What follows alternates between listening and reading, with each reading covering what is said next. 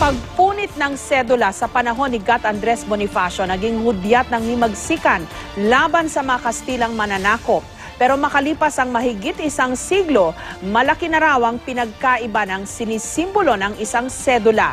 Tanong pa nga ng marami, may silbi pa ba ito sa makabagong panahon? Narito ang special report ni Mark Zalazar. Isang pirasong papel na simbolo ng pagkaalipi noon ng mga Pilipino.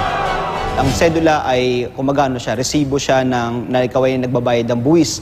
At ibig sabihin nun, ikaw ay subject ng pamahalaan. Kumaga under ka, sabihin ko, di ba, nasasakop ka ng pamahalaang Kastila. Isang sigaw at malinaw na pagsuway sa kapangyarihan ng mga Kastila. Yung pagpunit nila ng sedula na yun, hindi nila yung tinitingnan bilang pagpunit lang ng isang papel.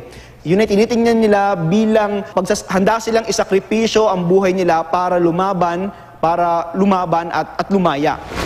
Pero kung nooy nagsilbi pa itong hudyat ng himagsikan laban sa mga Kastila, ano na nga ba ang sedula ngayon?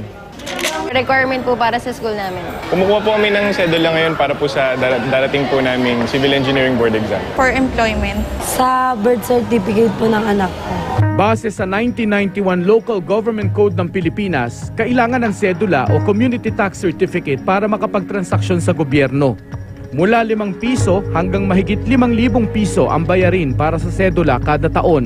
Ang pagkuha nito tungkulin ng lahat ng Pilipinong may edad 18 taong gulang pataas, na may trabahong tumatagal ng 30 araw o higit pa sa isang taon. Pati yung may mga negosyo at mga may ari-ari ang nagkakahalagang 1,000 piso pataas. Pero nitong Abril, mismong Bureau of Internal Revenue o BIR ang nagsabing na paglumaan na ang sedula. Yung sedula is isang bagay na hindi na yan kailangan ngayon, no? Yung sedula na yan is Spanish era pa yan eh.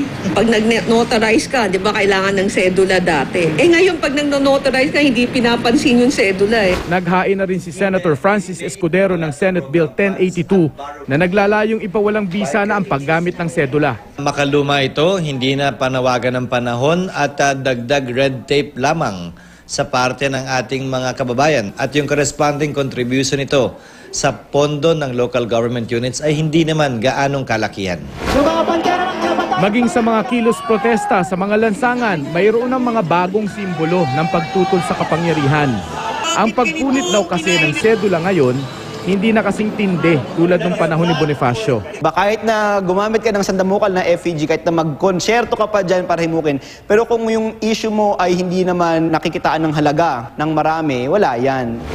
Mark Salazar, GMA News.